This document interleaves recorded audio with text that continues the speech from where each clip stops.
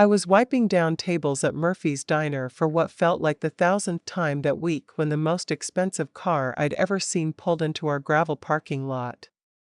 Working as a waitress while putting myself through community college wasn't glamorous, but it paid the bills, barely. Every day felt the same routine: wake up early, serve the regulars, and clean up after the breakfast rush. Nothing exciting ever happened. But that Tuesday morning, something happened that I never could have predicted. It all started like any other ordinary day. I walked into the diner at 6 a.m., my apron tied tightly around my waist, ready to serve the usuals.